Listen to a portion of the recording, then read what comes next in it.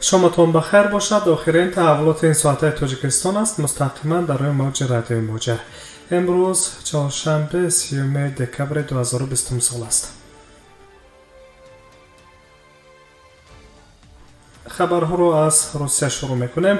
پس از بسته شدن مرزها، آسیب مهاجران مهنتی در رابطه با حفظ مهنت خیلی زیاد شد.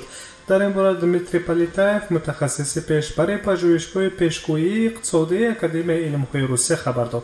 صرف نظر از نورسایی کارگران در بعضی ساحه‌ها، استانداردهای حفظ مهنت برای مهاجران مهنتی کاهش یافتند. کارفرمایان قانون‌های مهنت را کمتر رعایت می‌کنند. گفته است این کارشناس دمیتری پالیتایف اعتبار شده است که در طول ماه‌های اخیر یک حادثه غیرمقرره دو بار رخ داد. خطکشان‌ها یا خود کوریرها یک از خدمات رسانیدن خوراک به تظاهرات برآمده با اظهار ناراضگی از رهبران کارخانه در مورد نقض حقوقشان اظهار ناراضگی کردند. باید درک کرد که این مهاجران کاتگوری آدمانی نیستند که میخواهند کارپرتایی کنند، اما در شرایطی که راهی برآمدن ندارند این یگانه راه حل مشکلاتشان میگردد.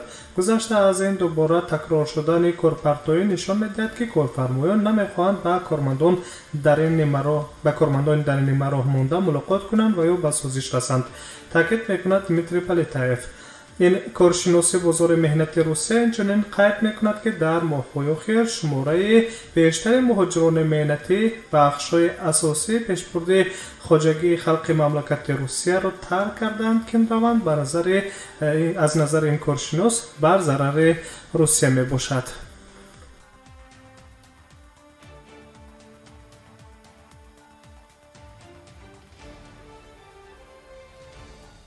ادامه خبرهای تاجیکستان و جهان است. 1.5 میلیون مهاجر که در ساختمان‌ها کار می‌کنند بنابر پاندمی به روسیه برنگشتند، گفته است مراد حسنالین، معاون رئیس حکومت فدراسیون روسیه.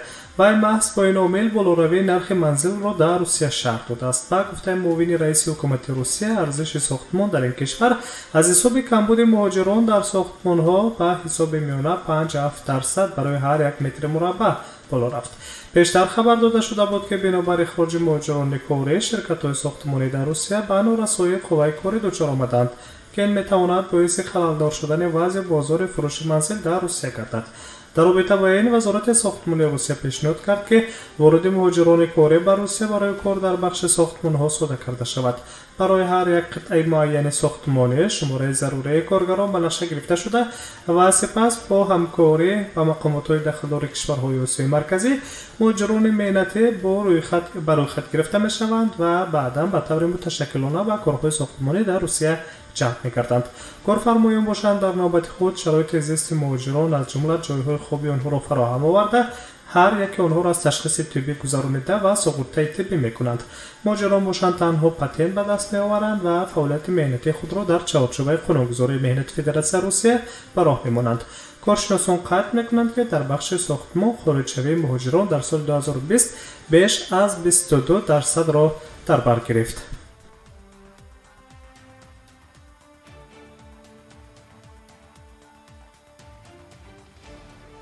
تحولات این ساعت تاجیکستان و جهان است. در روسیه میمانیم. برخی از شهروندان ازبکستان سعی دارند که برای رسیدن به روسیه از شهادتنامه‌های قلبکی طبی استفاده کنند.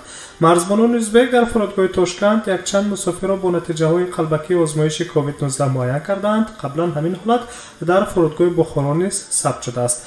مقامات حفظ حقوق ازبکستان خبر می‌دهند که استحصال کنندگان شهادتنامه‌های قلبکی پیدا شدند و مورد تفتیش قرار دارند.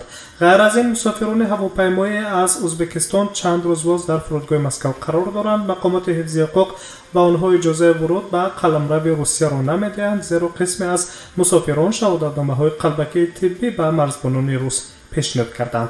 یادآور می‌شویم که مرزهای فدراسیون روسیه برای اکثر شهروندان کشورهای خارجی با سبب پاندمی کرونا ویروس بسته میباشد.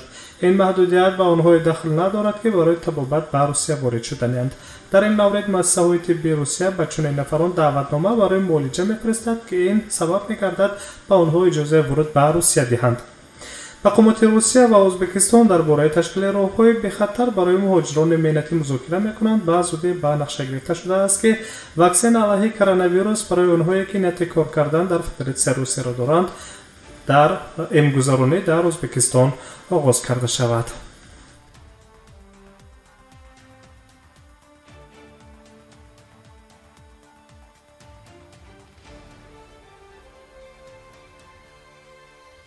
ادامه نشر خبر است مستقیما در روی موج رادیوی موجر.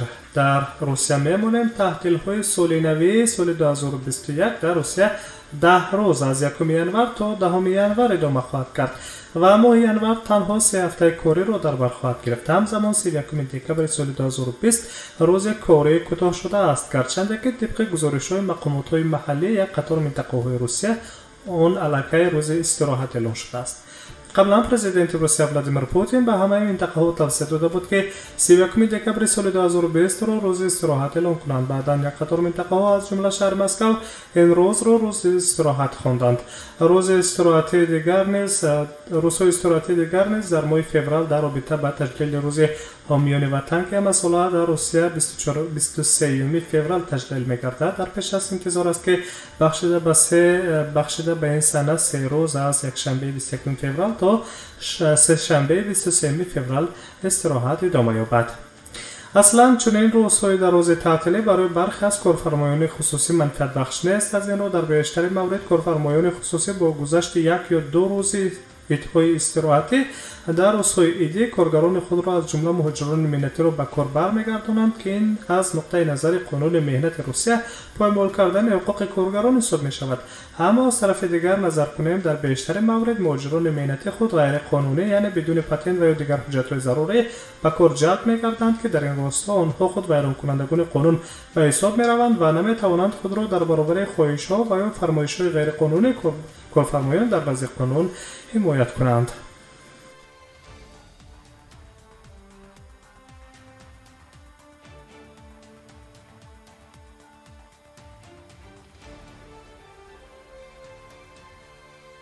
تحولات تاجیکستان و جهان است. از روسیه به خرواتیا می رویم. شدیدترین زمین لرزه در 140 سال اخیر در خرواتیا به وقوع آمد.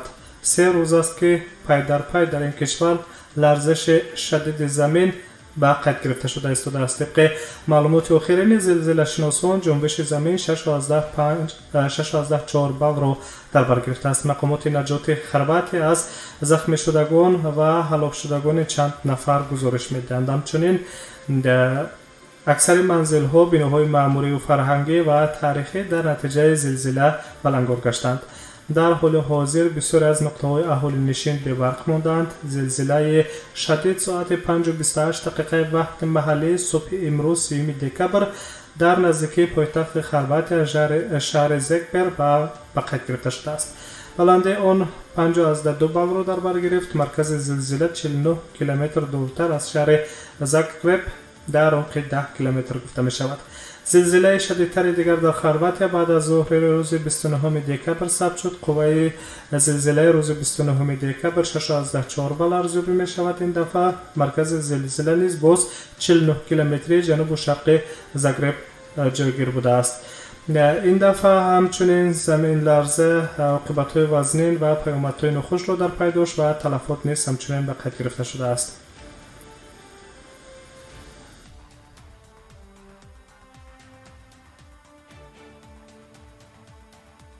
خبرهای این ساعت تاجیکستان و جهان بود مستقیما در روی موج رادیوی موجر. سلامت باشید.